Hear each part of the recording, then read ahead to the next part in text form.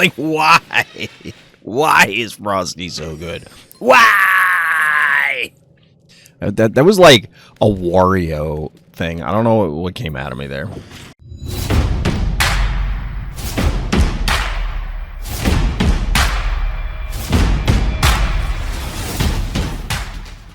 Welcome back, everyone. Welcome back. As you can probably tell, I'm losing my voice again. I had a number of tournaments and a number of other events going on, so just the strain on my voice, I guess, finally took its toll. And I don't anticipate I'm getting it back before next week, so we persevere. However, there is a change in schedule for this streaming weekend because, not just this, but I was planning on not having a stream on Sunday, so we're going to be looking at Phobies viewer games tonight on Friday. Now, this has come up in a number of videos recently, but if you are interested in getting your own games on stream and then ultimately on YouTube, hit up the Random Slots Discord. The link for that is, of course, in the description of this video. If you're interested in playing in Phobies tournaments where you can get coffee prizes just for showing up and playing, also hit up the Random Slots Discord. All the details are in there. Because I had to link it today for somebody, it's in like 5 different places, so that way it'll be very difficult to miss. But that's it. Also, housekeeping, as we get started, of course, I am part of the content affiliate program. That means the Phobies team does in fact give me coffee for producing Phobies content. We're kind of due for that. As you can see, I only got 89 coffee right there. We'll be getting our next infusion and therefore our next pack opening video fairly soon. But we're going to get into a chat. Let me see what's on the docket and what people have provided this time. We always have some wild games. You'll have to forgive me for not being more animated, more excited about things in the games. Because, look, the fact of the matter is I just don't have a voice. I'm like straining to try and to do it. So we're going to switch scenes here so I can once again try and not spoil anybody. Leading off the night, we've got Potenzia versus Alien Engineer. That's what I get for trying Tiny Tim. Yeah, I think I can already see where this game is going to go. As soon as you mention Tiny Tim, it's just like, I don't know about that one, pal. I don't know about that one. Tiny Tim, it's not very good. It's not very good. Kuro, what's good? So the big thing for me is, in talking about, so I'm trying to figure out how to phrase this because there's a lot of things that are, and it might be better suited for in-between games, but we're going to try here. When it comes to niche and more unique phobies, so Tiny Tim being the operative one in this case, they might have to be better than they should be in order for them to get play at all. So, if we assume that certain phobies are like Tiny Tim is created for this niche scenario, whatever that happens to be, and you could pick other phobies and put in the same sort of discussion. So if we assume that Tiny Tim is supposed to be, hey, whatever this scenario is, make it happen and then Tiny Tim will shine. Or if it stumbles on you, then Tiny Tim is great. The problem with that idea as a whole is engineering the scenarios is not necessarily the best way to win the game. So like the scenario that Tiny Tim might shine in, and remember this could be true for any phobia, if Tiny Tim is going to shine in whatever this scenario is, that doesn't mean that it's actually a good scenario to be in. It's like, well, if I have to be behind and I need these special circumstances and then this phobia pulls me back from the brink, you don't want to just put yourself on the brink to begin with, right? It's kind of axiomatic. At least if your goal is to win games. If you want to lose games, more power to you, I guess. I don't know. So I think this is one of the discussions that Carson and I have a lot offline, and we've had on the podcast before, which we gotta get another one. We got a new phobia, we got stuff to talk about. But the point is that I don't know if we are setting ourselves up to have, like, try and do something that is philosophically impossible. Because, like, if you want a good come-from-behind phobie, you would rather just never be in the come-from-behind scenario, right? Like, you'd rather be winning the game than losing the game. Again, assuming you're trying to win games. So, if you're trying to win the game instead of lose it, yeah, you'll be in some scenarios where you're able to pull it off and then come from behind. But you had to have all of the dominoes fall in place such that you are able to even deploy this phobia. Like, if you're going about your regular game plan, you probably don't have room and time to spare the keys, especially if you're losing, to put this come-from-behind phobia on the board. And as a result, those phobies might have to just inherently be more powerful than they quote-unquote should in order for them to even show up at all. This all came from the idea of Tiny Tim, which still has yet to make an appearance in this game, for the record. We're just seeing a lot of trading back and forth. Alien Engineer with the big panic point lead early on, leading to a lot of pressure, but Potentia seems to have stabilized here, and we're looking at the old Corn game plan.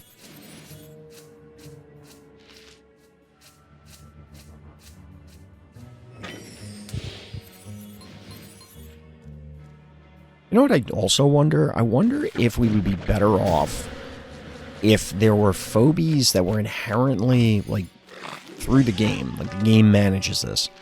We're not allowed to be used. The corn trap will hit for sure. Honestly, I could see Alien Engineer invading. Or Potentia has to go after Alien Engineer. Like, there will be detonated corn traps. I'm confident of that. But I wonder if say the game banned corn on small maps. Automatically. Like, you're on a small map, you just literally are not allowed to use unicorn. I don't think that will ever happen. And it is not without issues because, for example, like, how do you explain to a new player that that's what's happening? You know what I mean? This Ginsting is dead? Is this just Ginsting dead? Yo, this guy is getting cooked. Oh no, he's not dead. He shouldn't be dead. He's generally wait, is this level 1? Oh, this is level 1. Because I was busy yapping. I didn't really pay attention to that. Because I was thinking in the back of my head, like, how is Potentia, like, I thought Potentia was, like, stress level-wise way lower than Alien Engineer. But I don't really get, like, what is the purpose here of the Tiny Tim? Is it because you think that Alien Engineer then can't kill it?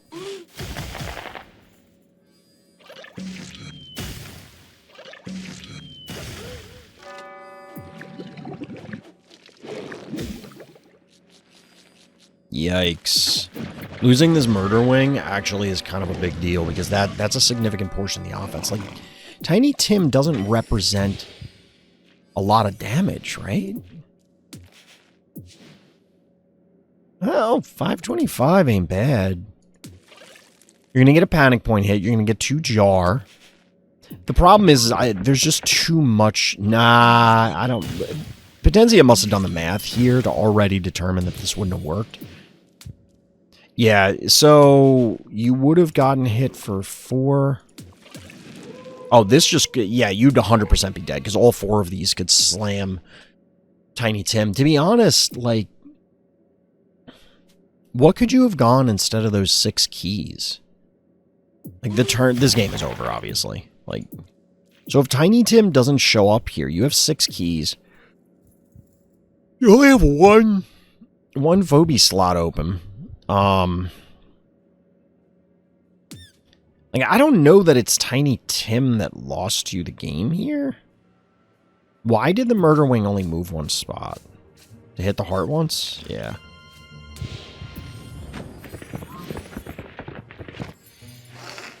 So, if this had 450 more health, but the murder wing was over 1, 695, so that's 4, 6. So the murder wing would have gotten 2 hits if it had moved over one space. I moved the Madden thing. I gotta fix that. Hold on, I gotta make a note. Fix Madden screen. When my PC blew up, I had to, like, rearrange all the drives and stuff, so nothing is where it originally was, so, like, automatic, I'd have to go dig up the Madden thing. Also, this looks like, I mean, quite obviously, Korn vomits this up, but, like, that is graphic.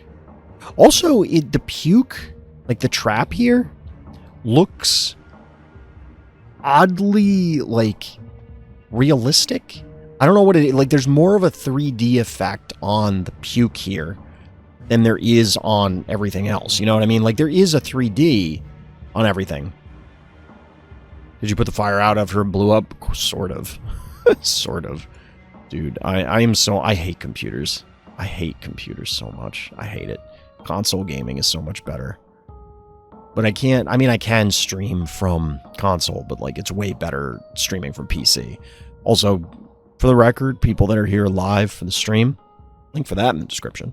How about a like and subscribe? Let me know how bad the audio is. Like, if it's cutting or things like that, because I could put the mic real close. The problem with this is that you literally hear when I inhale. How do I know that? Because I recorded a different video and then had to sit there for 4 hours cutting out every time I inhaled.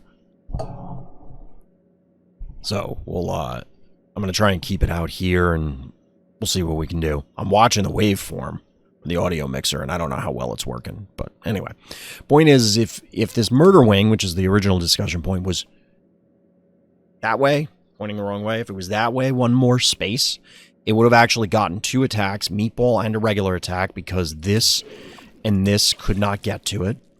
The ginseng can't get to it, and the snowball can't. And then it also would have... Now, it's possible that Alien Engineer body blocks out the Tiny Tim. But it would have changed the trajectory of, like, what Alien Engineer tried to do, I think. Maybe, maybe not.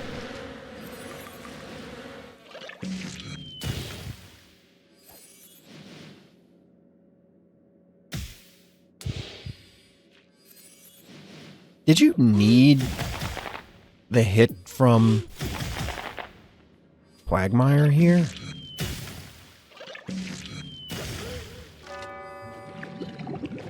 No, you didn't need the Quagmire hit. Yeah, so it does die on this turn. I mean, Tiny Tim is not good, but I don't know what 6 key you put on the board right now that gets you this game. Because, like... Okay, hold on. How much health does this have at the end?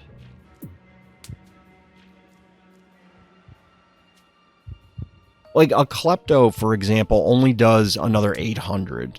So it still lives. Klepto will die, and so will the jar. So you're just dead. I don't know. Like, I can't think of a 6 key off the top of my head that... And I'm open to suggestions, like if somebody can think of something. But the turn that the Tiny Tim came down, you couldn't put 2 Phobies on the board. So, I guess GG.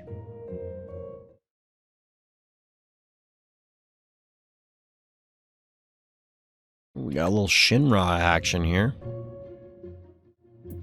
That was an interesting game, chat. Like, Potencia almost pulled that back, and shout out to Alien Engineer for doing some frenemies games, because the way you get better at things is you need to play with and against people who are better than you. So, let's be real. I don't know how much that game helped Alien Engineer. That's not a knock against Potencia, but, like, Alien Engineer's the best player in the game. Or if not, it's definitely one of the best players in the game. So them going out of their way to help people with that, it's pretty cool. Alright.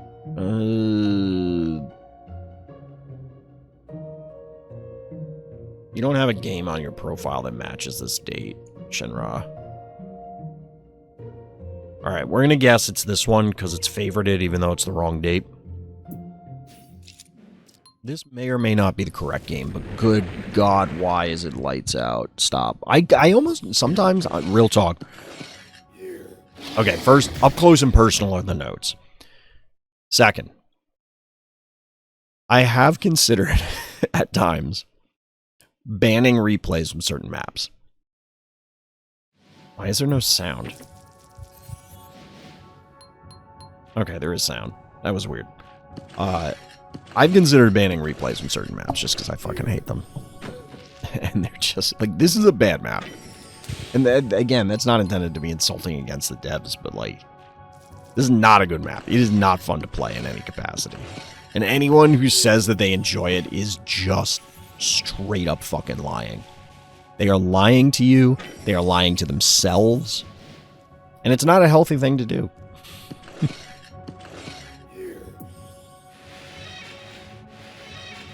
Friends don't let friends play lights out. That being said, it's only a 20-turn game, so maybe Shinra's got it figured out, but Ryuk here looks like they are kind of doing the standard plan. Like, this is the opener. It's not even the opener, it's just straight up the play. Like, it's the only line. Thought I saw a bug. But apparently not the only line. I've been messing around with Prometheus on this map, but after I got to use it, after I got used to it, I began to hate lights out again. Well, okay, did Prometheus make any sort of impact? Like, did Prometheus matter? Because, like, if Prometheus matters and meaningfully causes adaptations in the gameplay for you or your opponent, or realistically, if it's doing it for one, it's doing it for the other, then great. All right, look, Shinra, if you don't play a Cerberus this game or something, I'm going to be very upset. I don't understand what's up close.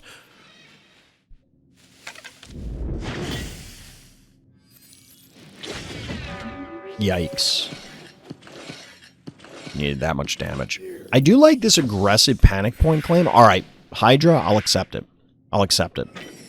I was able to take over the middle because I was able to position better. So did you turn off just the 3 lava tiles on your side? This is a great setup for the record. Okay, hold on. I do want to say that this is a great setup by Shinra. Admittedly, they're capitalizing on a mistake made by Bad Guy here, because Bad Guy exposed their Inoculus, thereby leading to a death. But additionally, only 3 keys on Bad Guy's side, so, like, you're not reinforcing with a ton of stuff immediately. And this yoink here, it's like, I will trade these 2 Phobies, 4 keys, for your Inoculus, because A, it's key even, B, I now am inching up the Hydra, C, when you kill this, because of the stabby dimensional death, it's going to force you to position weirdly, most likely. And now you get a D, you get a triple panic point advantage. Like, that's pretty sick. Alright, so we're getting a creep here to finish this off.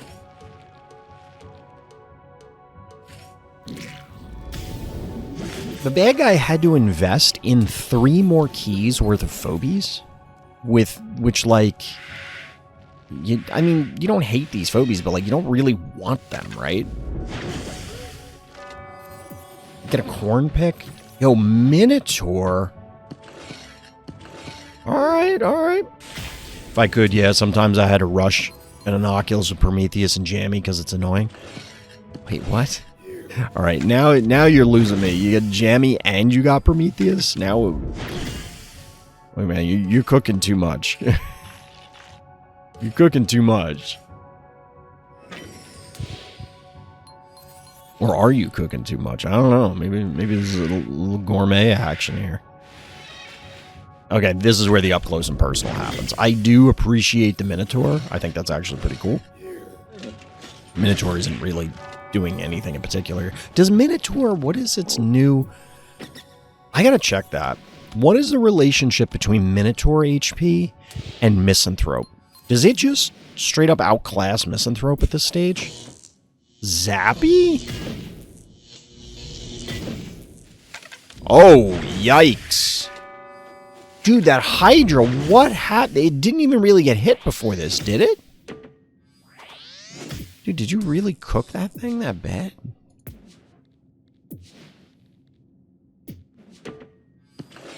Yikes! Yikes! Corn trap, but it still needed a lot. Yeah, I mean, just anytime I see a Hydra die like that, it's just shocking.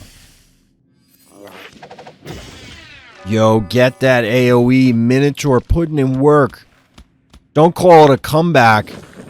This guy has always been here. Minotaur putting the team on his back.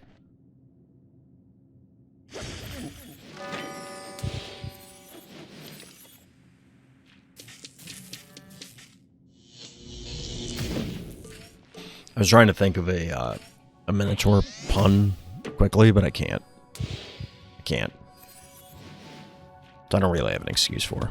Yeah, my apologies, Chad. I didn't want to just do the he's amazing. That's literally on the card.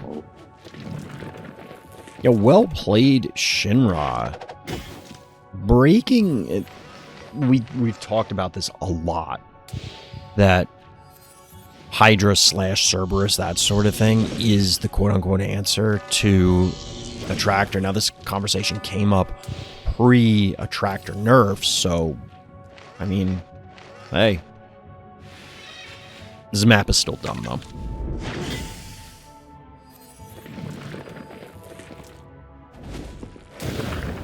Why is this necessary? GG. GG. Well played. That was actually pretty cool. Who's pinging me in Discord? It's yet another global ping. I'm in some of these servers where I do want the global pings, but they always seem to happen at, like, midstream or annoying other points, so...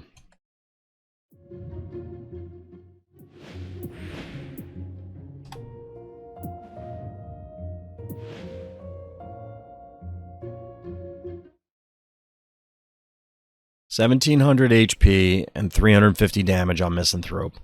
1,500 HP and 425 damage on Minotaur. I thought Minotaur had more health than that. Is that the most recent? Oh yeah, it got a damage buff in the last patch, right? It didn't get a health buff. My beard looks really scraggly when I wear a white shirt, chat. You can see it like here. Like I gotta trim this up, or like I didn't put any beard balm or the wax I have to try and like keep it flat. I'm trying to avoid going to a barber because it's like way too fucking expensive for this. I've talked about it before. It's ridiculous. It's just patently ridiculous. What is this?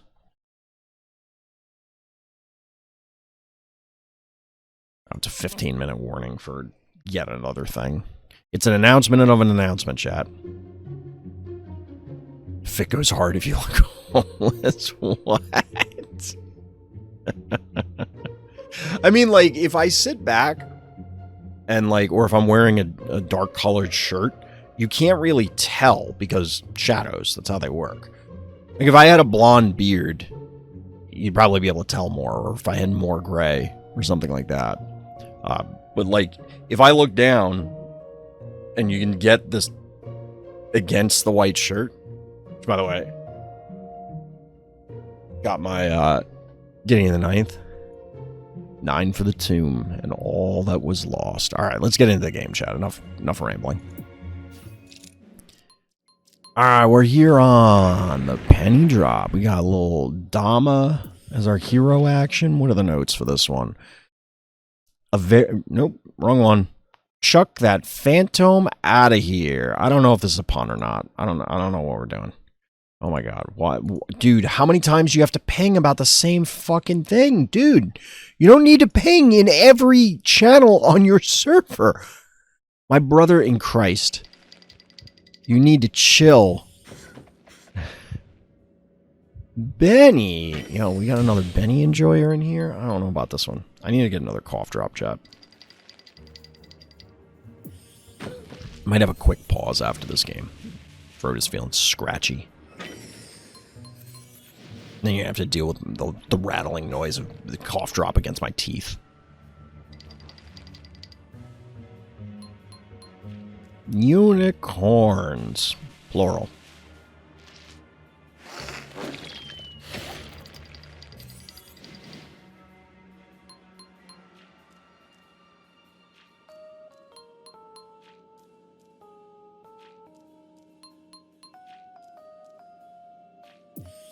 Alright, there it is. PVZ, we yield Phantom. For the record, chat, this phobia is not banned in Monster of the Week, and I encourage people to prove to me that it needs to be banned. Prove to me that Phantom needs to be banned. I didn't know, or I don't know when Dama got Chuck. But I had a feeling that the notes were a play on words. Yo, a little bad sheep. I actually like the bad sheep as a response. The problem is... what the hell is Benny doing, dude? Are you okay? It doesn't seem okay. I thought it was, wasn't sure, so I didn't go Phantom in the last Monster of the Week. Oh, I didn't know you had... I forgot you had Phantom, Kuro. So, no, it's not banned. I did do a poll just to get people's input. We can look at that after the game, because I don't even remember what the results were. That was the week of Shadow Force just bodying people in Monster of the Week with Phantom. And not bad players. Like, they were strong players. You... wait, no. No, not like this. Actually, I take it back. No, this is fine. This is fine. This is fine. Not killing the stabby, though. That's a yikes. Wait, where was Benny to start the turn? Okay, you had to do both attacks. I was going to say, like, I almost... because you have to clear the space out. Wait, could you have killed it with corn?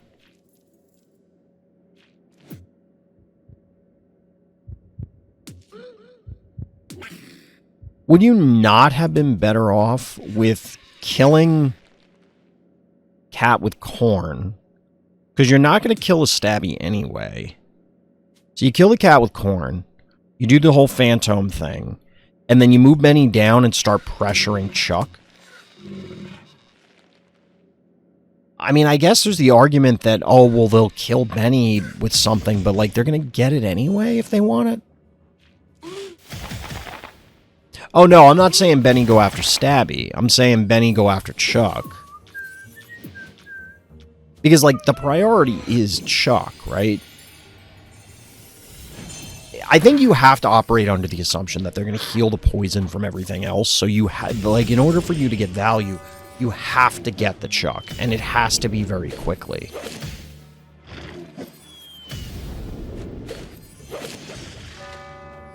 So, like, we'll see what Chuck is at. 1,300 health. If it had taken another 400, it still wouldn't be dead this turn, and it wouldn't even be close. Like, I guess this dive just doesn't work. It just looks good, but it was never going to work because the Chuck life leech. Do get a cool challenge play here. Flesh Crawler? All our hopes and dreams are on the back of Flesh Crawler? Oh. I don't know about that one. 3 keys remaining for our hero here.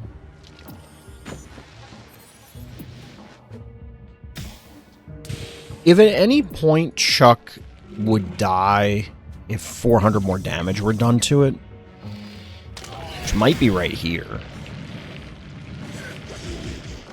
Okay, never mind. Chuck dies anyway. Chuck would not have died to just the Flesh Crawler thing.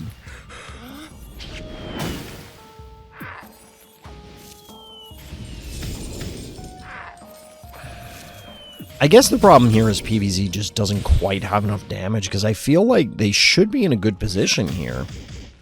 2 undead, they're kind of in range. But yeah, the flesh crawler can't leech enough life to live. I don't like that. You needed to split these so that you don't take splash.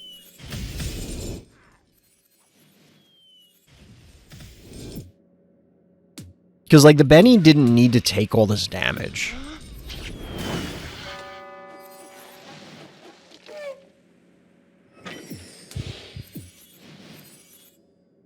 Which I don't know that it matters. Dude, this doesn't kill... How much health is this? 900! Yikes. Yikes. Yeah, it probably didn't matter. Probably didn't make a difference at all.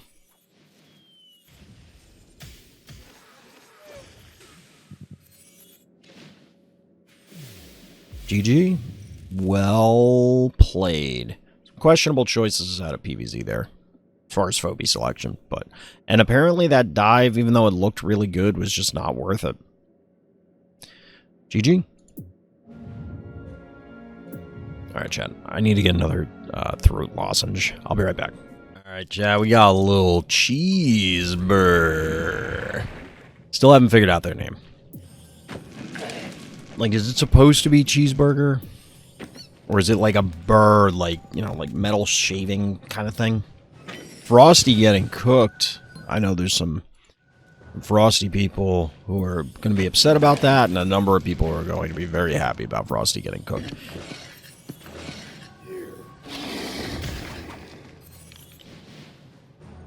Part of me wants to see Frosty stay the way it is. Because it's like, it's a big splashy 9 key.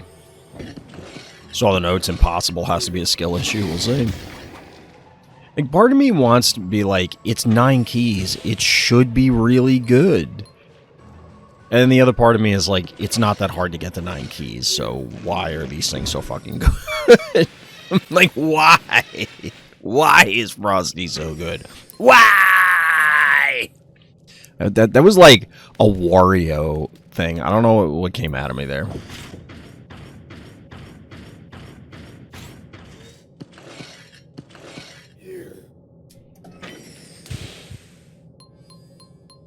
Luffy, what's good?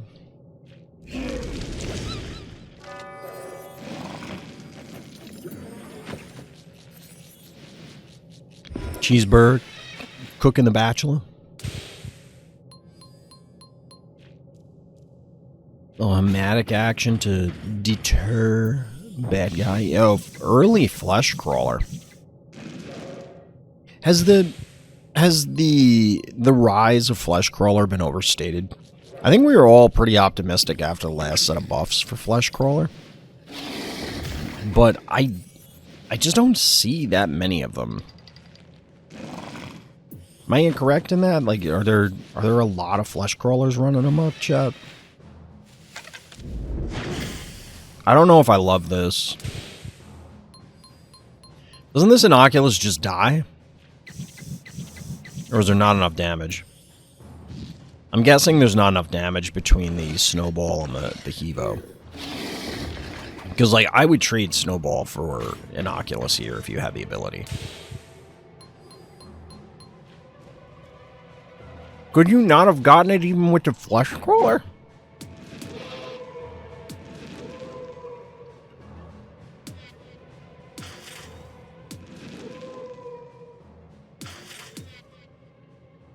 Yeah, these wouldn't have been enough. You needed the flesh crawler too. I see Frosty like Akira, but easier to use. It can easily be countered if you know how Frosty works and try to bait it or position so you can unfreeze the important thing to counterattack. Is Frosty really easier to use than Akira? Like, don't get me wrong. If you play Akira and your opponent tries to, like, they're not just going their own Akira. They're actively trying to position to try and make your life difficult and make the Akiras quote unquote bad. It gets complicated. But I feel like if you just take the average case, you have to put in way more effort to make a Frosty matter, right? Because they'll have Snowball by accident. And unless you're using a whole bunch of displacement tools, whether it's Shove Shark, it's poles, it's whatever, how do you get a decent Frosty enough? Like, the ones that we watch a lot of time for Monster of the Week and viewer games feel like they happen because someone was asleep at the wheel, which is like, alright. Or it was a freakish amount of effort. Like, they put in a lot of effort in order to make the thing happen.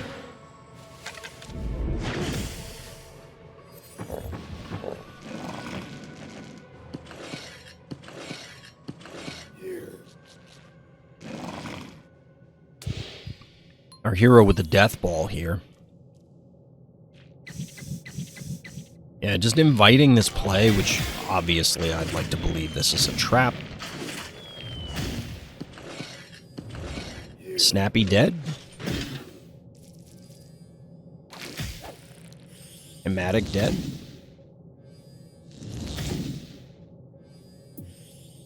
Alright, here's the Frosty.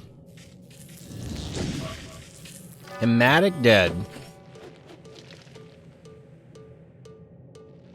I'm not gonna lie, like, I think our hero's okay. As long as you don't get Frostied in a way that your entire team gets turned off, and I don't see how Bad Guy could possibly do that right now, especially with the spider down. Retaliation here should be solid.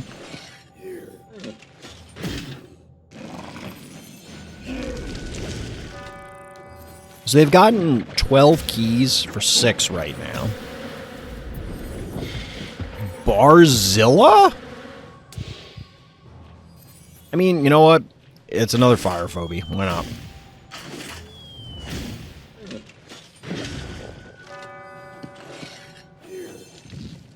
So here's where Bad Guy, if they had their, like a Shove Shark, our hero could have been in trouble. But, like, this freeze doesn't seem very useful. I don't understand the Barzilla positioning.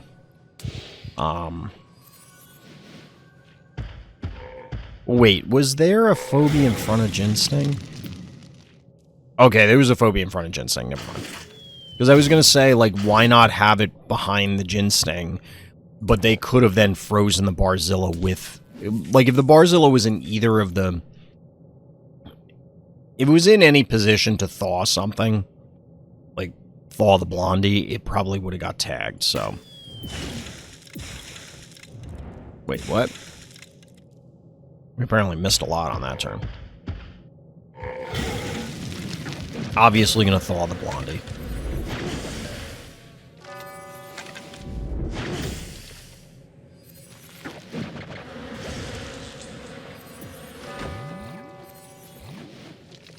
Probably would have been better to have it behind Innocuous, though. Rather than how far back it was, for sure, for sure. Wait, there was something I wanted to say. I looked at chat.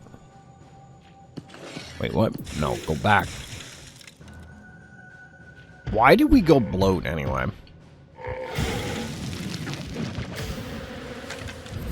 What is the purpose of bloat here? I mean, I get it's an electrical, but, like... Bloat?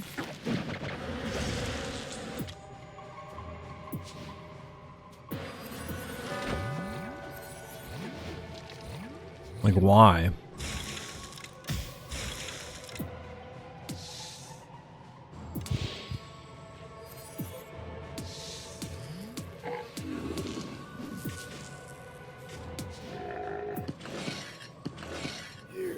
I guess just as an anti-electrical, but I don't think our hero used Cassowary, and I feel like I would 100% rather have Cassowary here.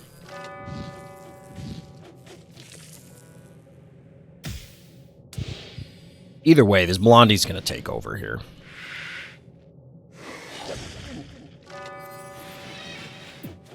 Because if Bad Guy ever wants to get close again, it's going to get demolished.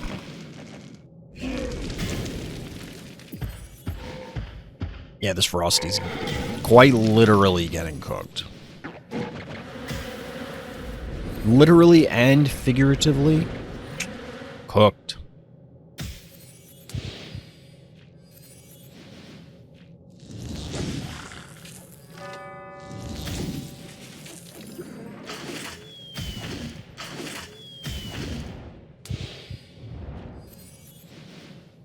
Bloat sucks. Please stop the delusion.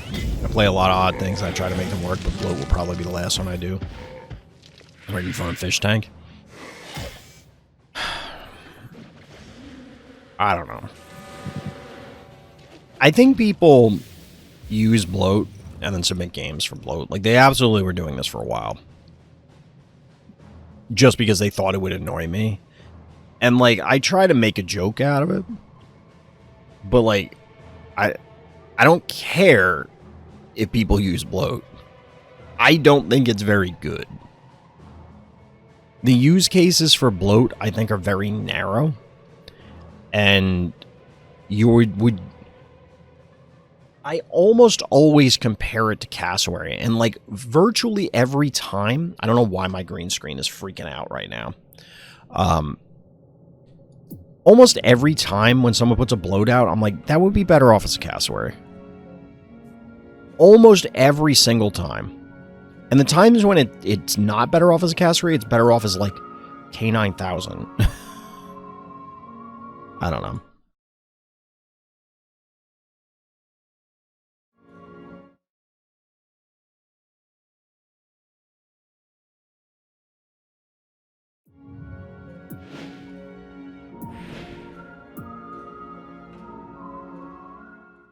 So somebody posted in the comments of the last video, they're like, oh, where do I go to submit games? So I told them. And they said, great, I'm going to go submit one now. I don't see them in the spreadsheet. So I don't know where they put it. So I don't know.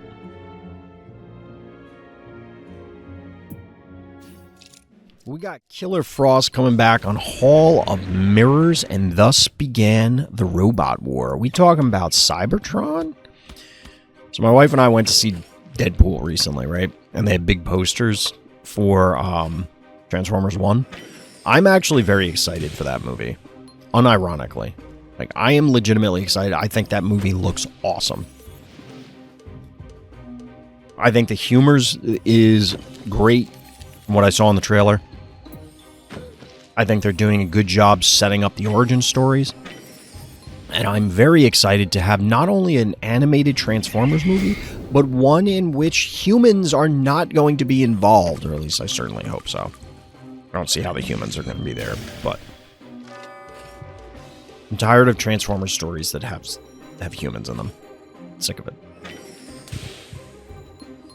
I know why studio execs and that sort of thing want a human in this stuff, but, like, no, it's just bad. Stop. Humans are the worst part of everything. Always. Bad guy picking off our hero's stuff, but our hero was able to both stabilize panic points as well as bank some keys, and that boomer lived. Good God. Yep.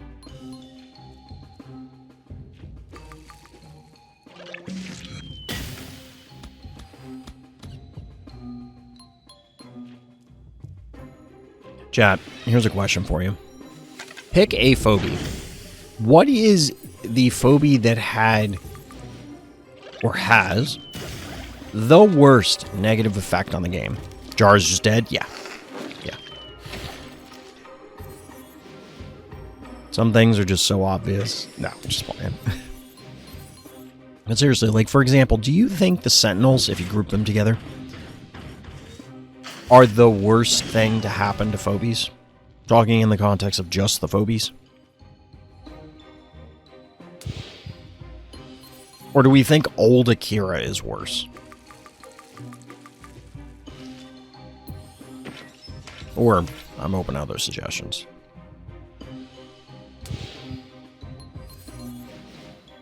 Rusty, huh? You know, I don't hate it as a response.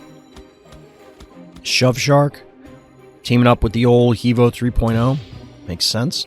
I don't know how the Rusty's ever going to connect now that Shove Shark's on the board, though.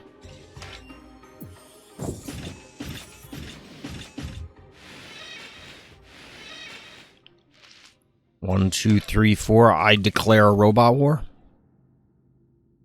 I cast Tungsten ball sack. Wait, what? Oh yeah, that's a wizard war. Sentinels, I don't mind Akira, but with Sentinels, it's such a pain. I think Prime Akira was worse. But I think there is an argument that, like, the Sentinels have a greater impact. I don't know, that's kind of a weird thing to explain.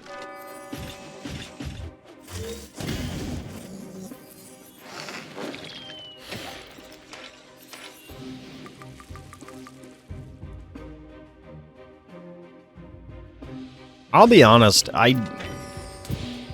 Bad Guy's entire strategy is probably the most recent example of I'm all in when I shouldn't be all in that we've had in a while. This used to come up a lot where, because everybody kind of grokked the idea that, oh, well, also Killerfrost, don't do that. Go Woolly Bully. Don't go Boo Fairy. That guy's bad. Don't go Boo Fairy. Assuming you have Woolly Bully. But it used to come up a lot more where people understood the idea that, oh, well, you need to stabilize and then bank up to something big. And then you use the big thing to take over the game. But they would put it on the board as like the very last thing, or close to the last thing, and it's like, this is the only thing you have. Your opponent gets like 8 actions a turn, you get 2, and they just bury you under action economy. And that's kind of what happened here. Like, they got their Hevo online, but they never got, like, this Inoculus is still alive. That can't happen. You need to get value out of it, and they just didn't. Our hero did a good job. Well, one point in Boo Fairy's corner here is Boo Fairy can just go hard here and just demolish Bad Guy.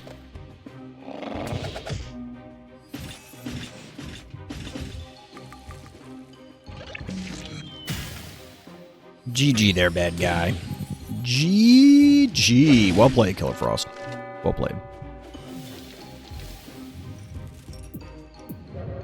You know, speaking of movies, you know a movie I thought of the other day, chap? I never got to watch this, but what was the name of the movie where Santa Claus is like, he's like defending this family from, I guess, terrorists?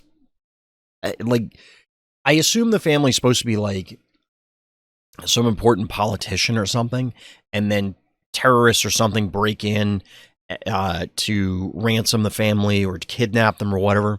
But then Santa shows up and then just like brutally murders all the terrorists or whatever they are. I want to see that movie because it was so insane, but I never got to watch it. And I don't even remember what it's called. I'm confident if I Google it, I can find it, but like, it's kind of funny. I'm not joking, Kuro. Like, this was a movie last year or the year before. Might have been 2 years ago. I'm pretty sure John Leguizamo was the bad guy. He's like, so picture Die Hard, but instead of John McClane, it's Santa Claus. And instead of whatever the tower's called, it's in like a diplomat's home, like this big mansion. That's the movie. Santa is John McClane. It's like somebody... Okay, real talk. This is how I pictured this pitch went down. They were drunk at a Christmas party, right? And they're like, no. Somebody goes, like, yells from the kitchen, because they're baking cookies or something. Yells from the kitchen, yo, somebody put on a Christmas movie on the TV.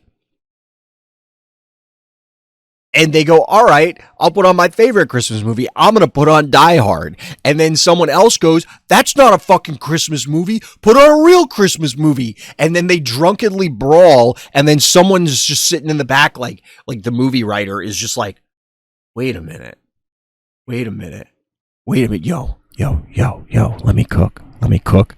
And then he writes this insane movie where Santa is John McClane. Like, I want to see this movie because it is so, it has to be bad, but I want it to be bad in a way that it's entertaining. You know what I mean? Like, it needs to lean the fuck in. And from the previews, it is like hyper violent.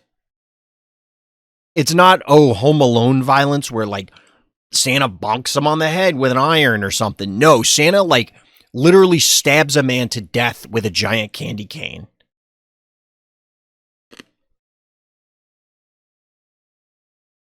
Oh, also Santa's magic in this. It's not just like a dude. Santa also is like a martial arts expert too. So like there's so many things about this. I have to watch this movie. I gotta see, you know what I should do?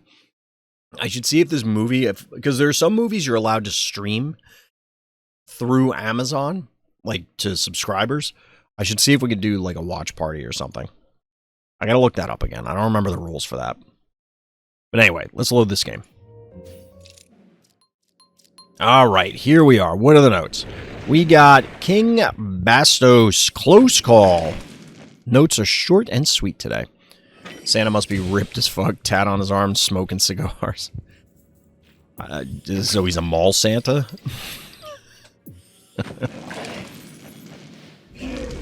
It's the classic cooking snowball strap. Does bad guy trade? Bad guy does trade, and I'm just going to walk away. Who could have seen this coming? So the only thing I think our hero could have done better here is you put the cat in front to soak the hit, so that way Snowball doesn't have to take it. I don't think it really matters, because odds are the Snowball's just going to kind of dirtle around in the back anyway. And the cat would have ended up dying here. So, like, maybe this is fine. You know, I do wonder, would it have been better for bad guy to cook the cat then? Push up with the cassowary and the contortio, just maybe align them a little differently. But then that forces the cat back, or it dies. Like, does it make sense to just not fireball the other snowball? Because it's gonna sit on the panic point, right? Ooh, getting the pick here. But unless you're gonna body block with both 1 keys, you're gonna lose the snowball, right? Do you not lose the snowball to the counter fireball? Ooh, it actually healed a lot more than I thought it did. Alright, alright. I don't know how I didn't think of what it healed, because, like, we could see it. Why is the horse called invincible if I can see it? Can't wait for the comments on this video. Some of the people are going to be enraged.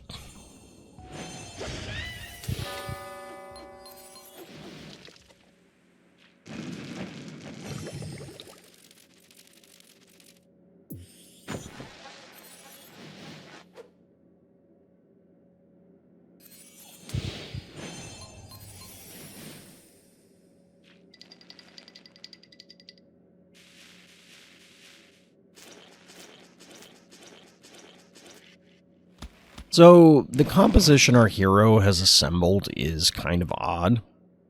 And to be honest, I don't love our hero's position. I mean, they're down triple panic points. Bad guy has a turret. They have 2 highly mobile, threatening phobies in Cassowary and Snowball. And they also have first initiative with 7 keys. We'll see how bad guy responds here, but like...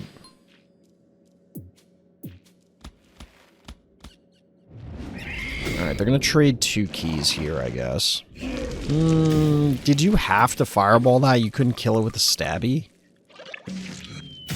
That sucks. Like, that's not great. You're gonna lose both of these here, aren't you, bad guy? I don't like that turn. If bad guy loses both the snowball and the cassowary, this is like catastrophic. Okay, our hero doesn't have fireball up. I couldn't remember it. I didn't feel like pausing. I feel like bad guys should have gone for larger things than this. Like, what did the jar do? I feel like they must have honed in on, like, oh, well, our hero has a jar, so I have to get my jar? I don't know.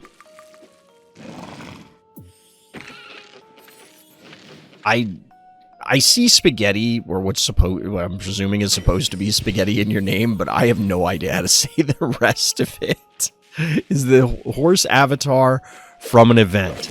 I'm assuming you mean the Omega avatar from our hero, and I don't believe so. Was it during the release of the last patch? It was an event? Yeah, now that I'm saying it out loud, like, that sounds right. That sounds right. Once I got my werewolf avatar, like my werewolf with the candy cane avatar, like, I don't care. I don't pay attention to the avatars. It was in the past. Ah, okay. Alright, we get a little oopsie baby action. I mean, at this point, our hero, even though they're down panic points now, has kind of locked the game up. Like, the oopsie baby is going to take over this game. Only one key remaining, though. Yo, breaking that block. Haven't seen that in a... Have we ever seen that happen? That had to have happened. Probably in the, like, early, weird Gravedigger Wars. The Omega one was on the free side in the first reward. Fair. Bad guy, interestingly, went for a 2 key here instead of a 1 key, because if they went 2 independent 1 keys, they could have traded panic point advantage and forced our hero into committing. Like, committing something of value. But as it is, they're going to have to sacrifice something just to reclaim, and then our hero can take it back.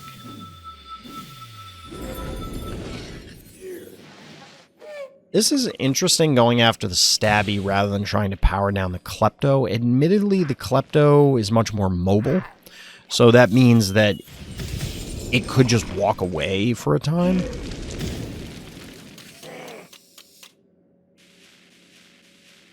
Is that a French fry right now? It is now. Alright, it definitely is. If not, the jar could have just picked it off, so...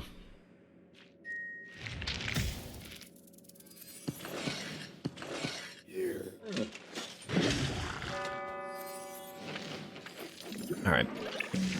Little challenge play action. Our hero under some pressure from this klepto. That jar's gotta be cooked. Yeah, that jar should be dead. Stabby's still powered down, so not representing much of a threat there. Klepto, of course, is the big deal, but the distraction seems to have worked.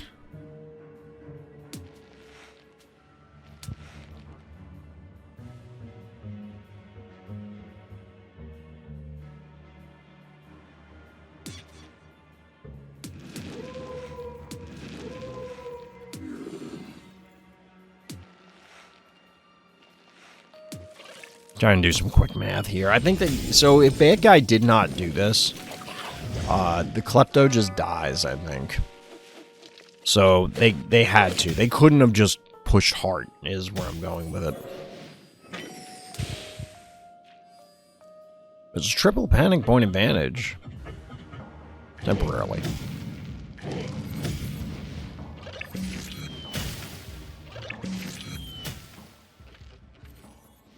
Down goes Klepto, but the Stabby is back online. It's still a panic point advantage for bad guy. I mean, they gotta seize their opportunity, but I just don't know that there really is one. Wait, what?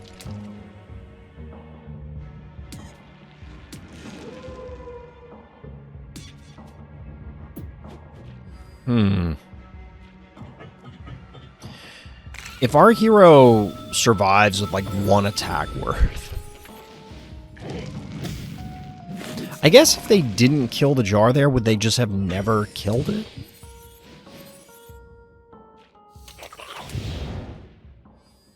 Because then the stabby wouldn't have been able to reach it or something?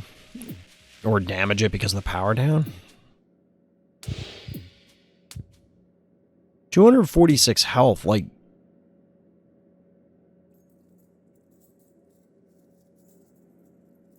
Would you not have been... I gotta look at that turn.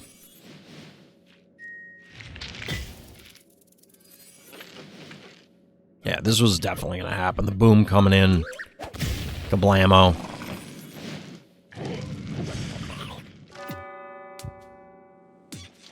$22 damage. Yikes. Alright, so we know how this one ends. So I want to see that turn.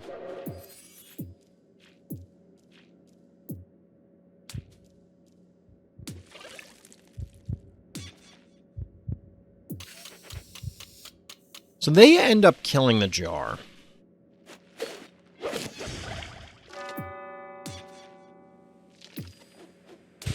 I thought they were going to go heart.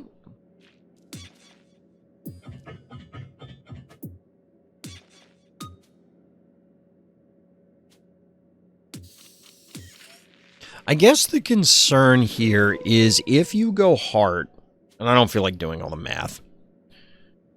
Could they have killed Boom and Snowball and recap with K9? On this turn, I mean? Or which turn? And while you're answering, I'll continue the thought. So, I wonder if our hero could have just killed... So, say they go heart. Could they kill Stabby here, and then they power down the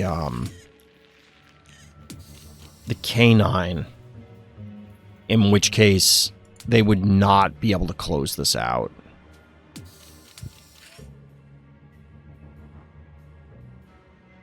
Because you'd only be doing, like, 10 damage a turn or whatever it is. So you're saying on this turn, if they kill... No, go back. This only has 400 health. Yeah, so they could have used Stabby to clear both of these and then triple capped.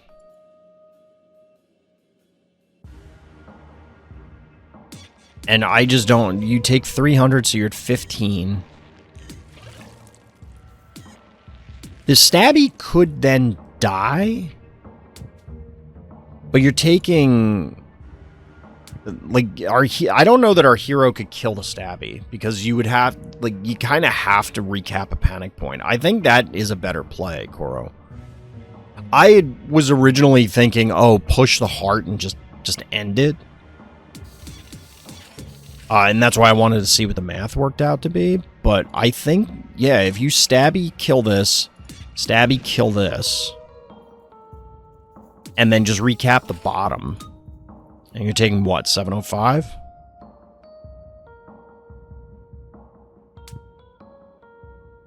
And ends the game pretty quick. And there is enough damage between these two to kill the Stabby, assuming... in combination with the dimensional death damage. But if you do that, you're taking another round of panic point damage. Like, you just literally can't. So, and even if our hero's like, oh, well, I'll claim a panic point, power down the Stabby, and then, like, you can just run the K9 to the heart then, and I don't think there's anything that we can do. Yeah, bad guy kind of threw here. GG. You take those. You take those.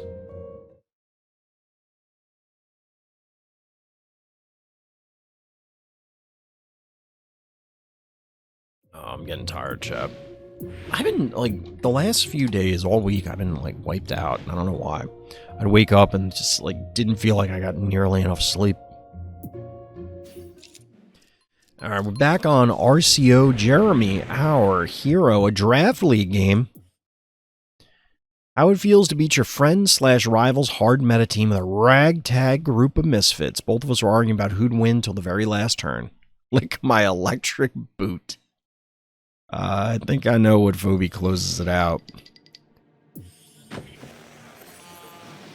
Force them to try to kill, block, or recap to save their heart. Yeah, it attacks them for that last game. It attacks our hero on multiple fronts, and they just don't have the tools to defend all of them.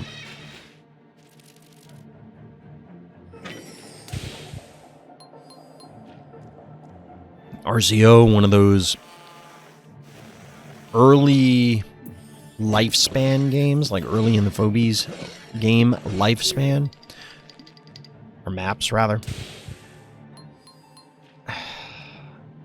Of the early ones, I found this one more interesting, but I still don't really like this map. Not a huge fan.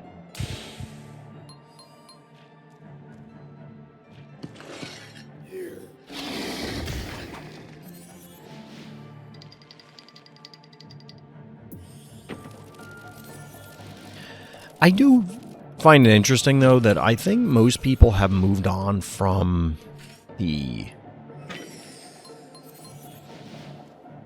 murder wing or flyer to the corner plan. I see the gravedigger thing way more often now.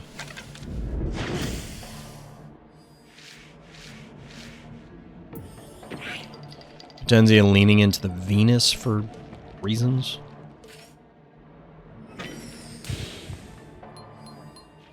It's kind of funny looking at the tickles staring at each other. Jeremy's one like, I don't know about that guy. Their draft pick? I mean, I know. But, like, so I don't know the exact rules of the draft. Like, presumably you have a few options. As in... Where I'm going with it, is Venus really the optimal play here? Like, the rest of your 3 keys are that bad?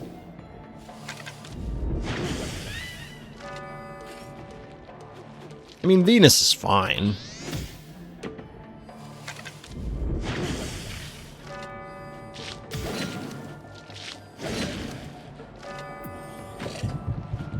Shove Shard. Alright, so other than the Venus, I'm not gonna lie, the Tenzia's team does look like a regular play. You know what I mean? Like, this looks very normal. Oh, I remember this now. If I recall correctly, Karst was posting screenshots from this, and everybody was trying to figure out whether Potenzia threw or not. Which I still maintain it's difficult to tell from the screenshots, because without the health bars or something, there's just no way to know. Okay, well, this person's team is in a dominating position. They have way more phobies, but they're all at 1 health. You know, like that sort of thing.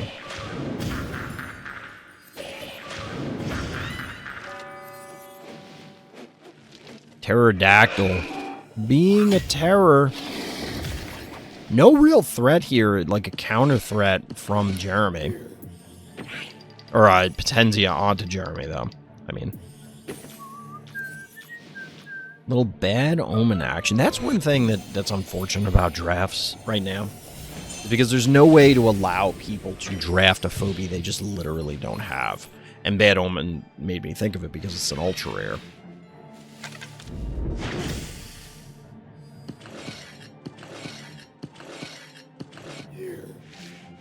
Oh no, Potenzia, are you doing what I think you're doing? Oh, okay, okay. I was gonna say, did they just allow the Inoculus to die?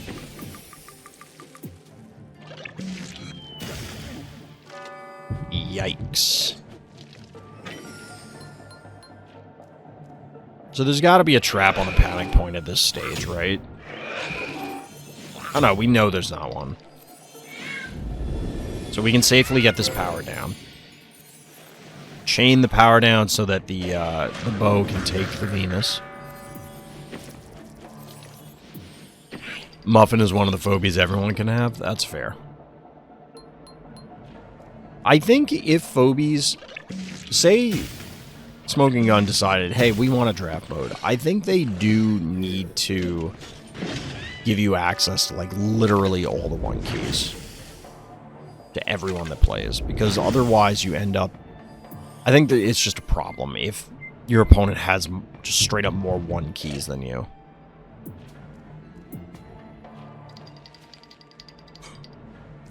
Speaking of Muffin, or Pseudo-Muffin, dude, this Pterodactyl has been putting in work. Potenzia did not really deal with it very well.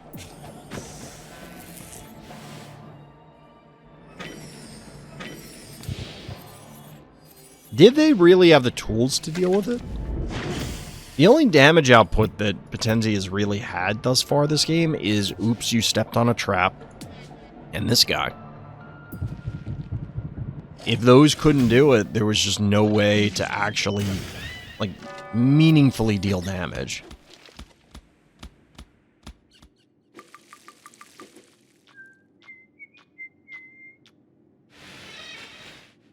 Okay, so I think this was the...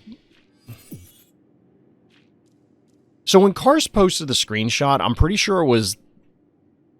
He took it mid-motion of this going to the spot it's in now. I think. Because this looks very familiar.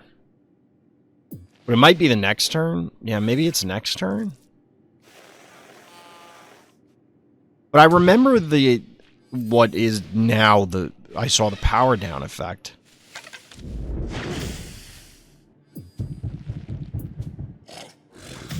Is your Inoculus not just dead?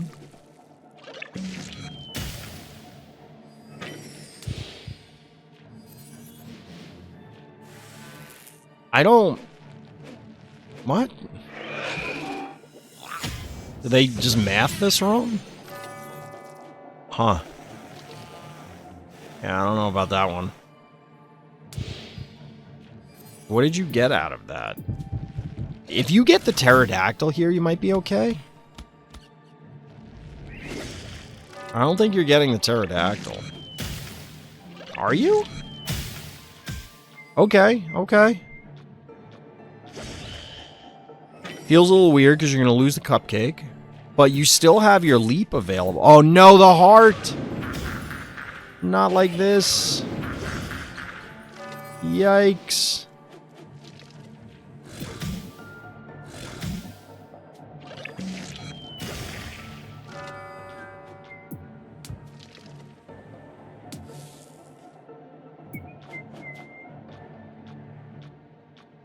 Ooh, I like this play, the body block with the I keep saying muffin cupcake.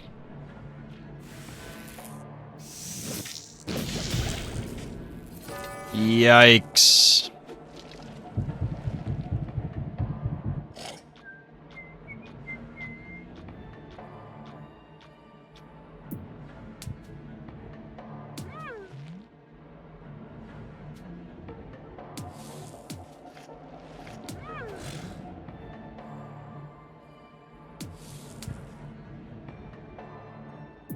Interesting.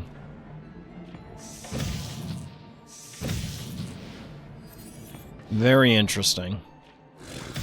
Yeah, that one turn... You can go back and look at that, too.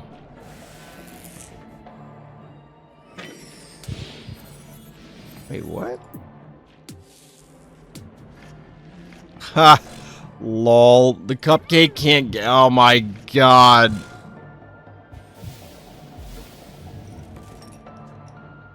Oh my god. Hold on. I want to look at that turn. GG.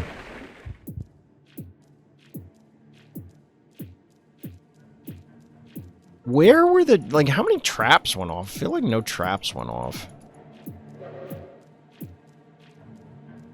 Alright, so I think it was this turn that Karst was talking about. I don't know if Karst was trying to illustrate that Potenzia was in such a dominating position, or if, like, there was a specific misplay on this turn. So this will do 900.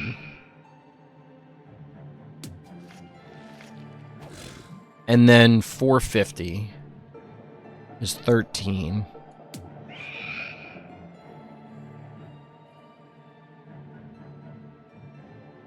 Alright, so hold on. You move the shove shark to the center. This is dead. Okay, so yeah, you can't kill... No, wait. Well, I guess it depends on what Potenzia drafted. Like, if they have Droney, they can get the pterodactyl, but it's going to cost them possibly a lot. Like, a lot.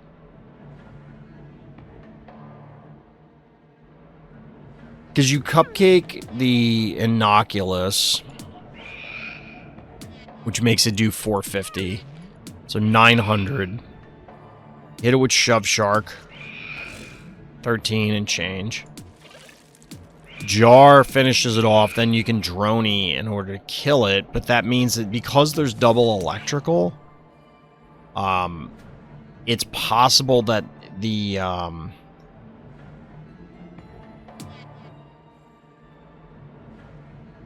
everything just dies kind of thing.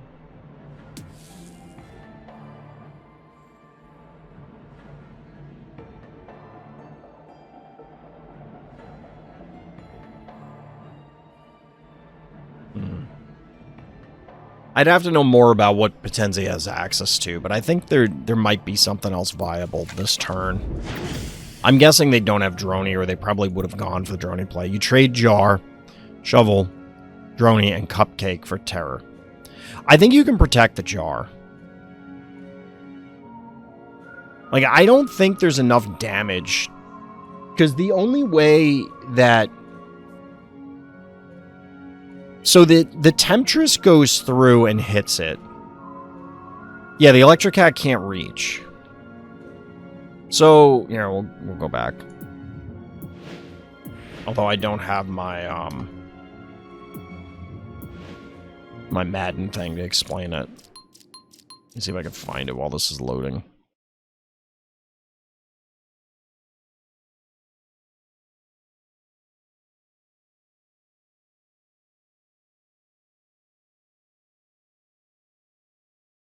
Alright.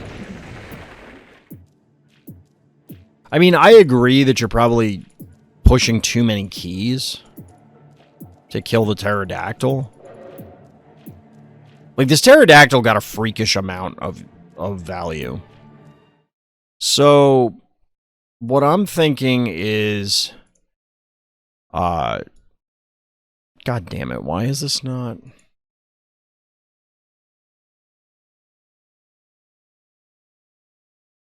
Oh, whoops. There we go. Okay. Alright, so... Cupcake here. Cupcakes, or, Innocuous Zaps here. This comes in and bonks the, this guy. The Jar moves here and then finishes it off. So that means that I don't know if this, and we can check the math, if Henrietta plus the Temptress is enough to kill the Jar. Well, like, let's assume for the... Well, they could get it with... Definitely with this. But then you don't have enough damage to kill the Shove Shark. So you're left with... And then this probably kills Droney. I don't know if Electric Cat kills Droney solo. I imagine it does, but I'm not sure.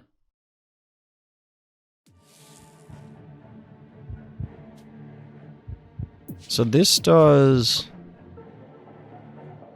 50%. So it'll do 300, it'll do 400. So yeah, Henrietta plus Temptress is enough to kill the Jar. Even if it's in that tucked spot. So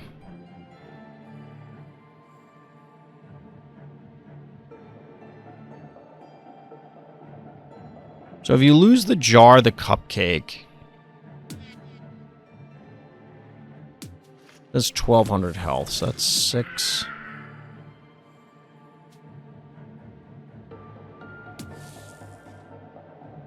Yeah, you'd end up losing Shove Shark and Jar.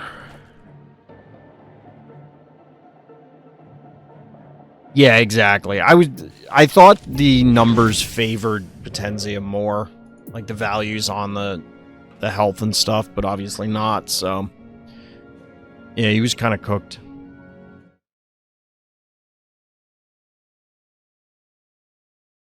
Oh.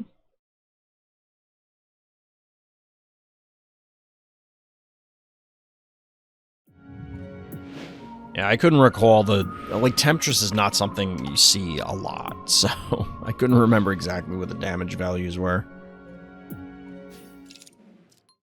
Alright, Lucas, 2705, welcome back. Started playing Phobies again. My traps are still deadly. Alright, let's see what you got. Let's see what you got. Yeah, that pterodactyl put in a lot of work. I do still feel like the screenshot Karst posted was kind of misleading.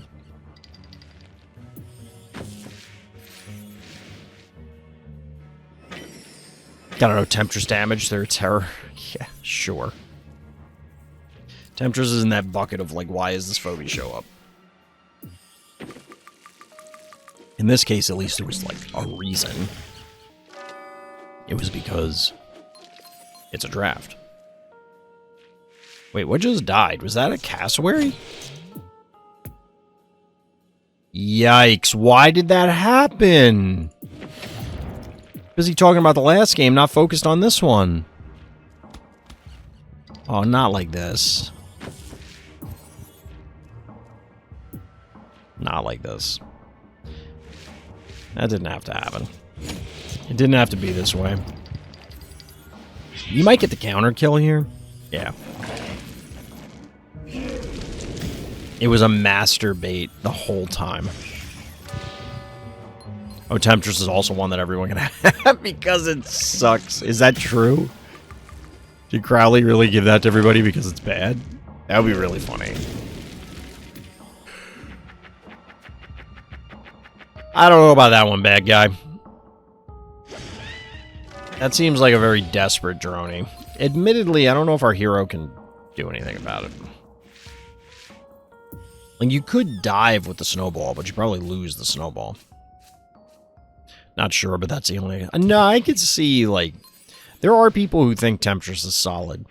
I don't know if our hero in the last game was one of them, but also, it could have been, like, a late pick of... I kind of need an electrical. Or, like, it's fine. Maybe I'll use it sort of scenario.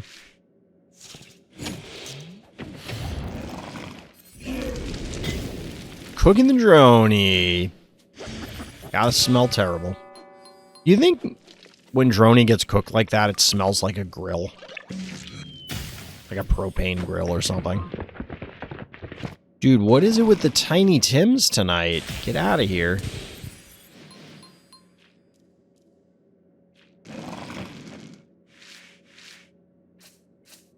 That guy ain't it.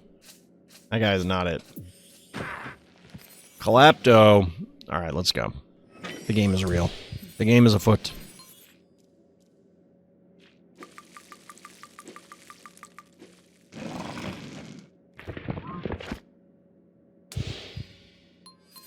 Hero with the panic point advantage.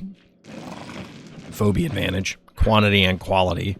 Because bad guy decided they wanted to play with a handicap and incinerated 6 keys. I don't know. I don't know what other excuse they have for Tiny Tim.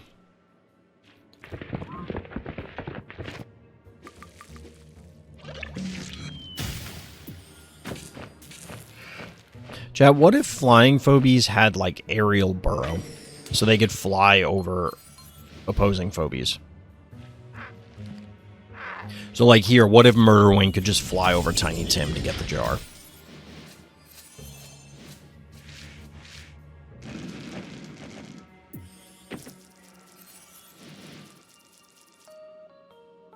Miss Moffat. I don't know what bad guy's plan is, but it does not appear to be working out.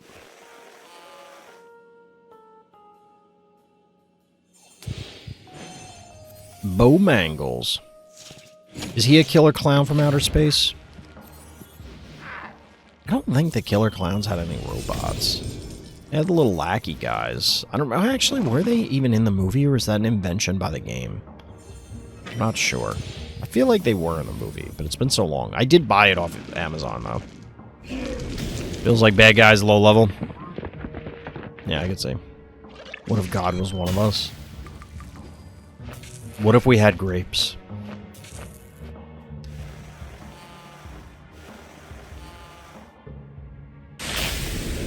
Yikes. Look at that you know, if bad guy's a new player and that just happened to them, they definitely pooped a little.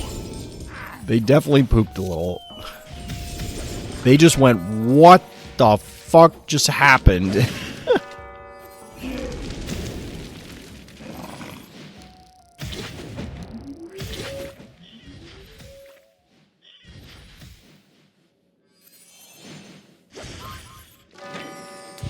Tiny Tim, cooked.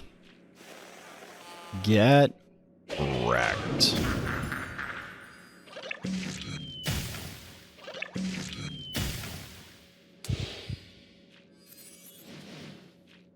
Actually, I do have some grapes. I think we gotta throw out the ones we have, like the ones that are left. GG, well played. Lucas us taking the dub. Honestly, kind of in convincing fashion. I don't really have any notes for that. Got any grapes?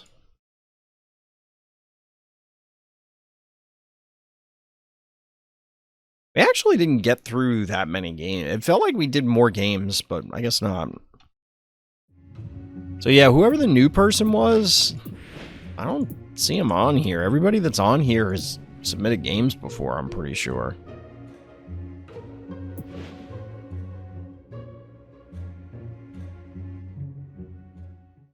Sorry, spoilers, chat.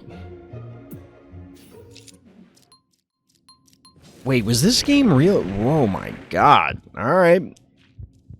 Hold on. Let me make sure this is the right game. Because in the notes, it says this game is back from, like, mid-July.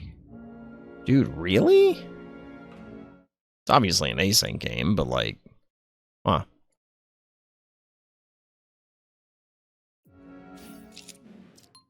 Right. dearh.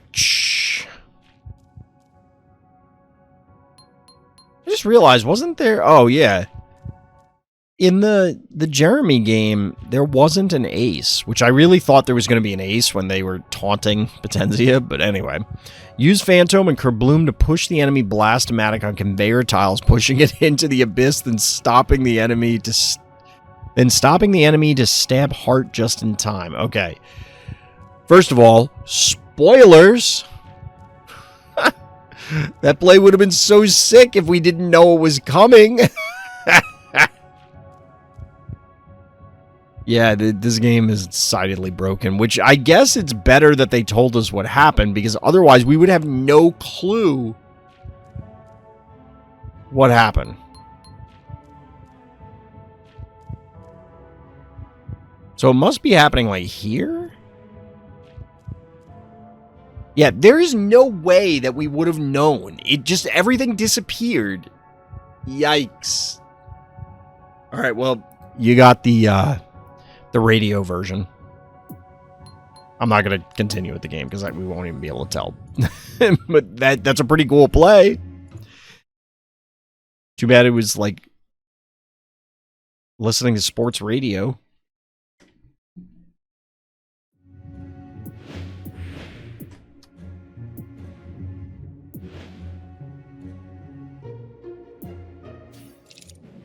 Apparently Potenzia is playing Resident Bad Guy today. We got a Kuro game, a Shriek against the Nerd. Also, Potenzia is so annoying, so I feel justified for what I did. We'll see. We'll be the judge of that. Prometheus. So, I think this is another one that somebody posted a screenshot into my Discord.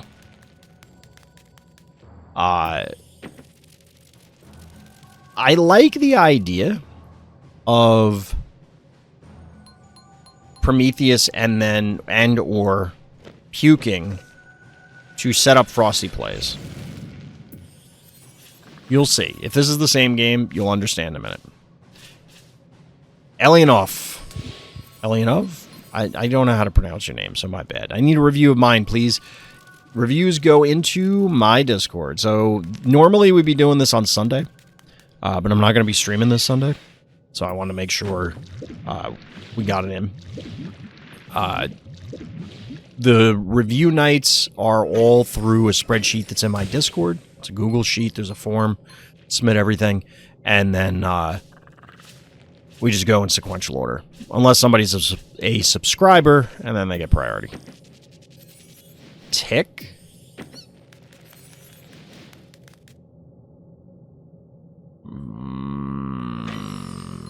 Okay. So, I do like Charon on this map, and it's one of the maps that I would always kind of defend as, hey, this is a reason to use Charon.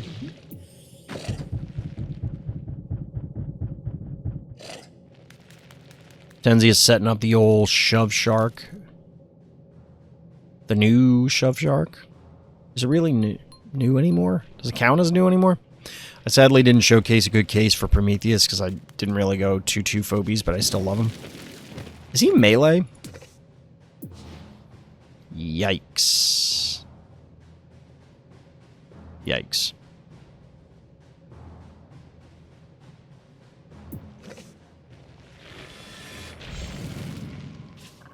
This is pretty cool, though. Like, removing all these tiles. I do like this. However, the issue with this kind of strategy is, and I'm talking like general phobia sense, not, oh, this is a problematic strategy, as in, like, it's bad, why are you doing it, or it's overpowered. Technically, there's lots of strategies that are just not available to you if you don't have a phobia. Like, setting up a tractor place. If you don't have a tractor, you can't do that. Whereas the Prometheus one, you could play Charon, you could play Honey Bear, you could do, you know, just play Boolean and then just eat the damage and go on a spa, whatever. But the problem is, in order to set this thing up in this way, you kind of have to have Prometheus. And where I'm going with this is, like, is it healthy for the game to have that? Like, is that problematic?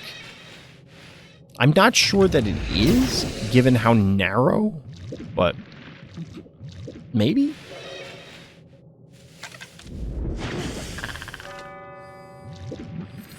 Fair.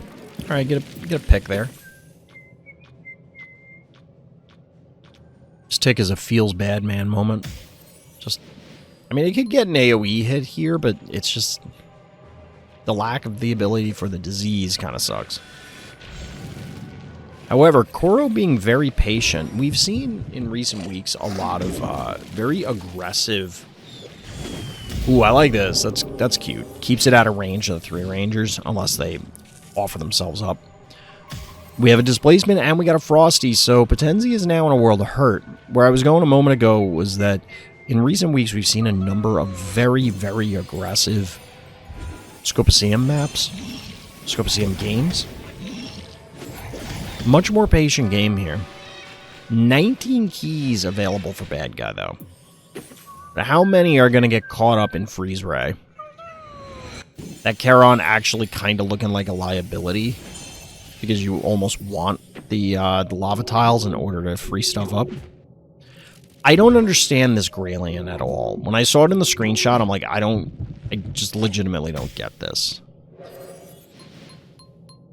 I feel like you need both fire phobies as well as some damage output. I don't think you need another displacement tool, let alone one that costs 7. If you're in Potenzia's shoes, I mean. Where's Luffy, though? Gotta show him Prometheus. See if he gets the same tingling sensation as he does for... Jesus, I can't even think of the name. Rocket Man. Holy crap. I swear to God I couldn't think of the name.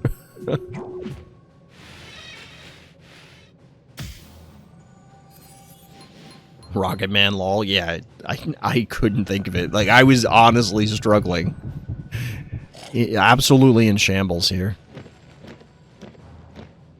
Alright, Potenzia repositioning. Still got 11 keys. Oh, come on, Kuro. Akira, come on. Russell.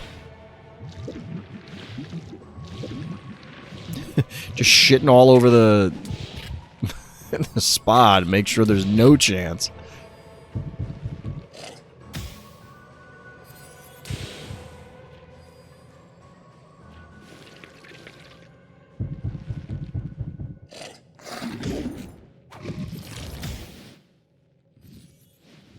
Yikes. Yikes. This is a good heads-up play, because I legitimately don't think Potentia saw that coming. A great heads-up play in order to freeze that attractor there. And now Potentia, I think, just, like, loses, right? You can rustle, but it doesn't matter. Charon's dead at end of turn.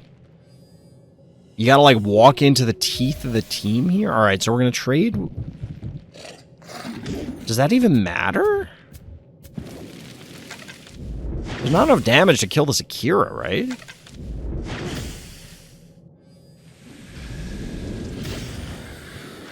Wait, what? No way! Did Russell get buffed that much?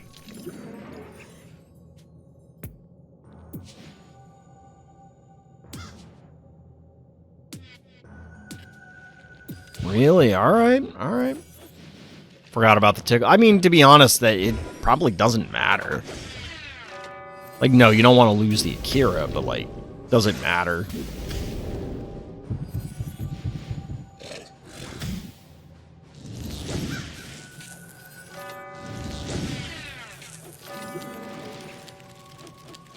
I have no idea what you're talking about, Atona.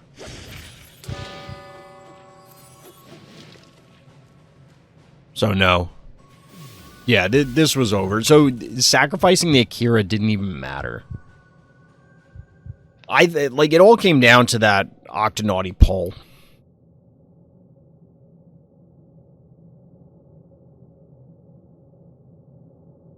I still, because we had this discussion earlier, I'm of the opinion that old Akira was easier to set up than Frosty. However, I think I think Potentia needed to just get a goddamn fire phobie on the board. Like, why did you... I don't understand some of the phobie choices. I mean, you could complain about the positioning, but, like, get another fire phobie to help set things up, free things up, so that, like, there's just no threat.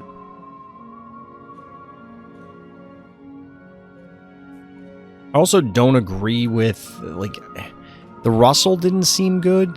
You can't position the way you did as Potentia if you're gonna offer up, like, if you're gonna go Russell. You need to be way more defensive, I think. But we'll do one more game since the one was broken.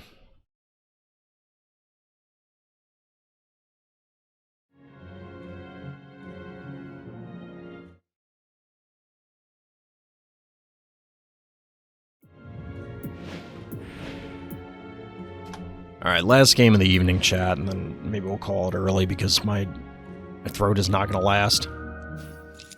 Spoilers. Spoilers. But Shinra is our hero. A very close game. Also, traps are dumb. That is correct.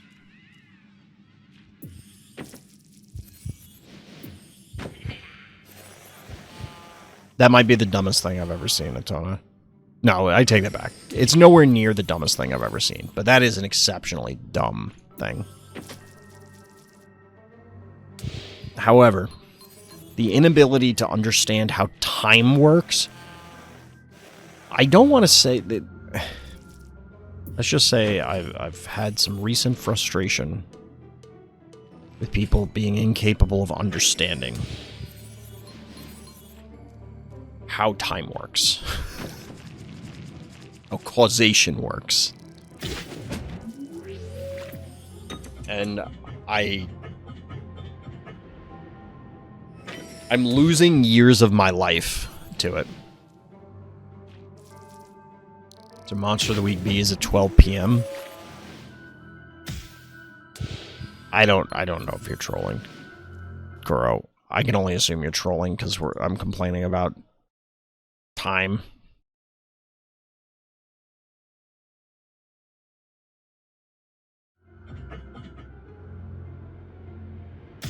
So you get a little fire ant action out of bad guy, which is usually a very bad sign. But we'll see how Shinra... Ooh, fighting fire with fire.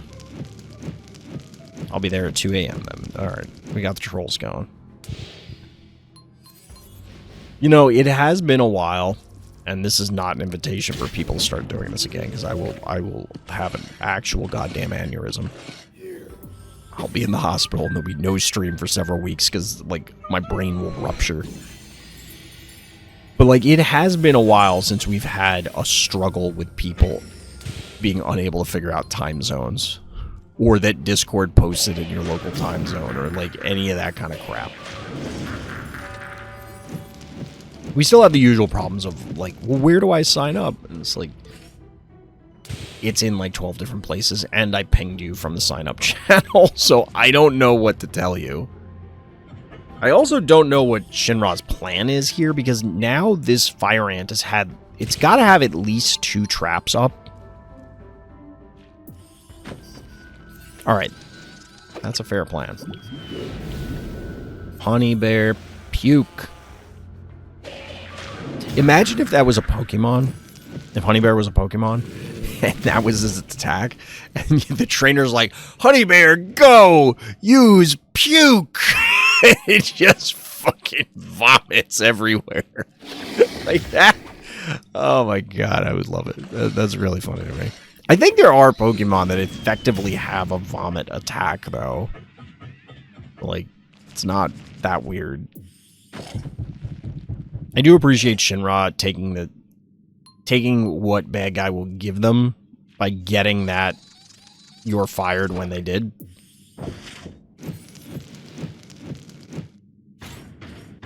Bad guy in shambles, truthfully.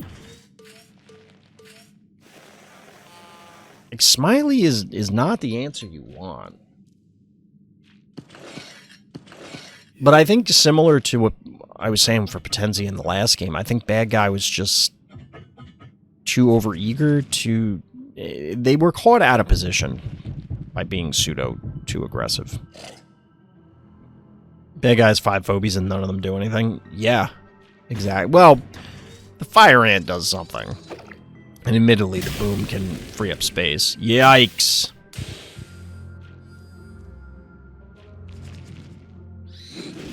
But there's got to be now 2 more fire ant traps, so it's not like bad guys out of this. Wait, what? Oh, okay. It did have to move. I was gonna say, like, why didn't they put it on the panic point and get 3 more phobies, but they couldn't. That would be why. Alright, bad guy's making a game of it. Bad guy's making it. The Hevo didn't die? Dude, wow. Alright, I assume there's going to be a sacrifice here with the intent to get a Clinico or something to salvage the Hevo. Another phobia that does nothing. Well, they only had 3 keys left. They're all in on this fire ant, which is kind of getting worked by this, by the honey bear. Can they clear out? They're going to try and clear out the cowbell. Oh, no, they're not. I was going to say they're going to clear out the cowbell and then disease the honey bear, which is pointless, but they're not doing that, so good for them. And at this point, this is exactly it. It's like, alright, I get diseased, but it's going to take 100 years for me to die, so who cares? Very well played by Shinra, identifying how powerful the honey bear would be here. I kind of want to go and look from bad guy's perspective to see how many traps are out there. Because I have to imagine they're like under the honey bear, the cowbell, and maybe in front of the boss. Is Hevo over leveled? Let's see. It is, but not like dramatically so, and not even necessarily, apparently. For slow as phobies is damage. So I actually have a discussion for this, so we'll talk about that and the other issue after this, Atona. We'll come back to it, don't let me forget. Because I won't be streaming much longer after this, because my voice is just not going to hold out.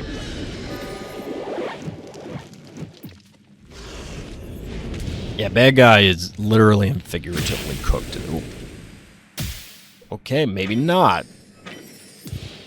Is there hope? I mean, our hero still has 3 keys.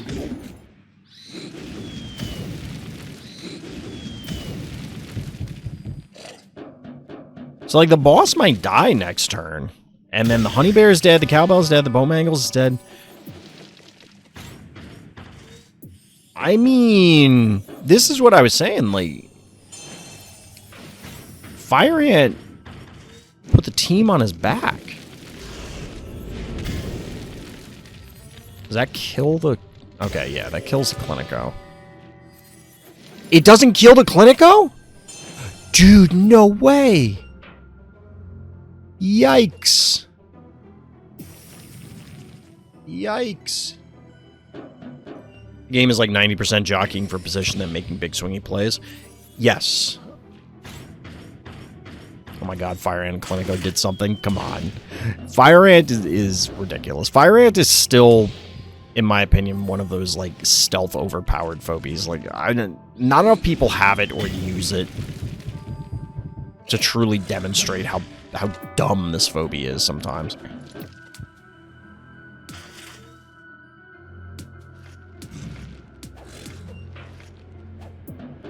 Alright, so what I presume is going to happen is Shinra is going to swing here and then attack, and then just go heart from there, because Shinra has a significant heart health lead, so bad guy has to...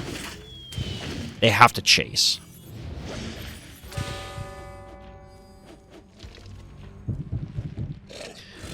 I used a lot and think it should have 400 HP less, but I didn't think it would do anything in this game. So the problem with the Honey Bear answer in general is just, like, there are gaps, which is good design. Like, it doesn't just completely ruin it.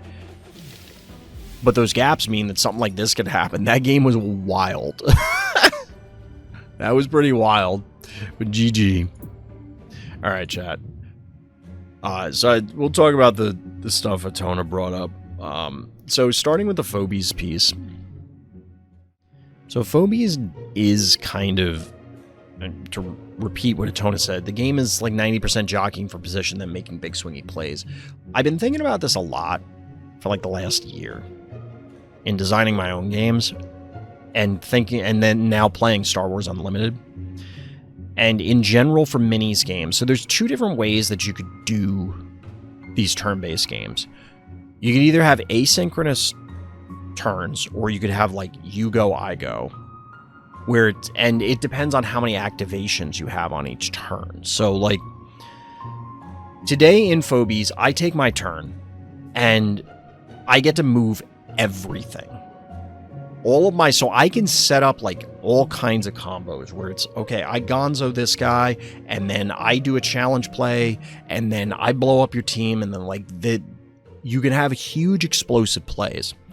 And I think that leads directly to a lot of the analysis paralysis and stalling that we see from people, because it's like, I can't react. Once I give up my turn, I wait. I do nothing. I can't interact with your stuff other than getting beat on. So if I don't have the perfect positioning, I can't go in because I'll just get bodied.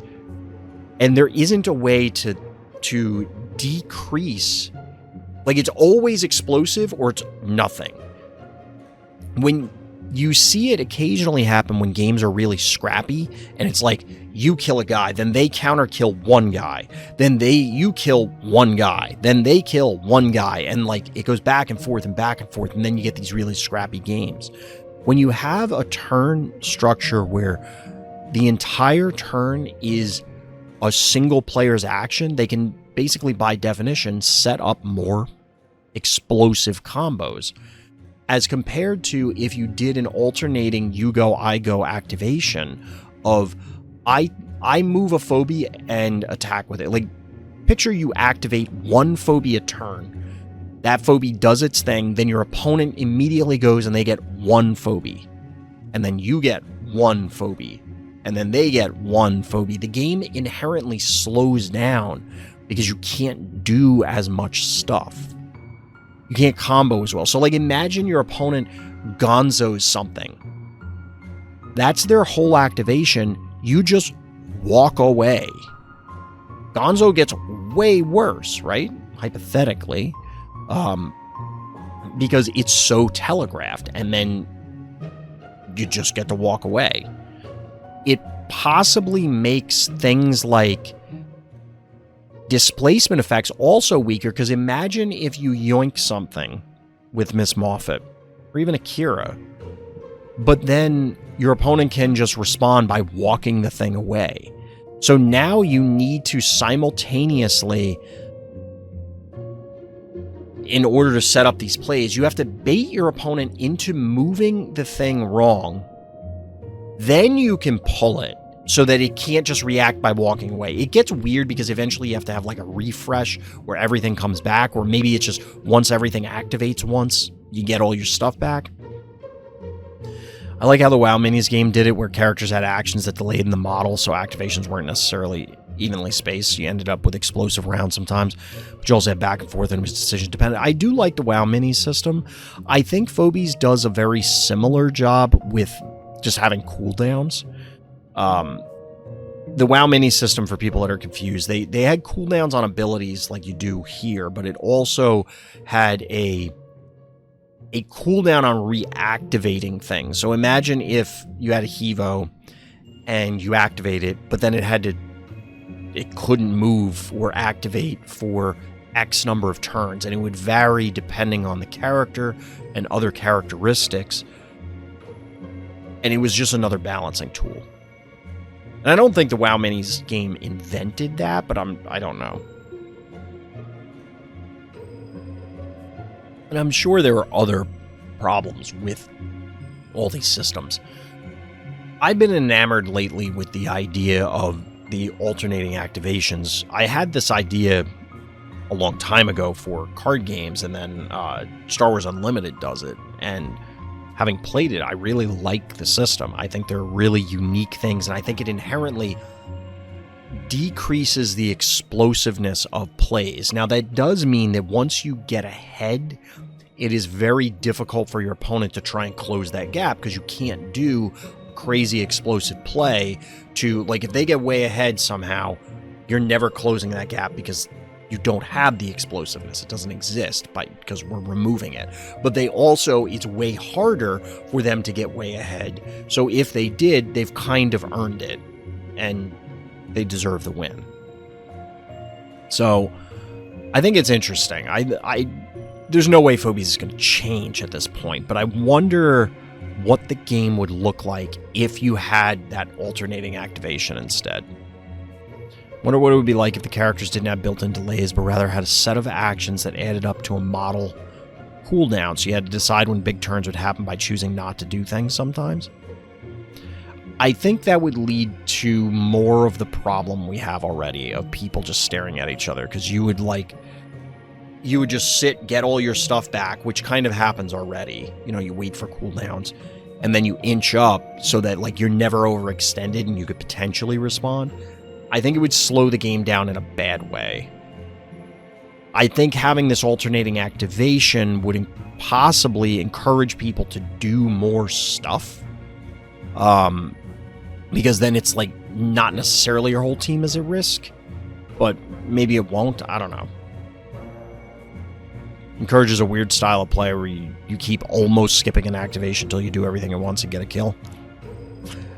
It's one of those, like, a lot of these systems, they would change so many fundamental and underlying systems and design choices that the game is just going to look totally different.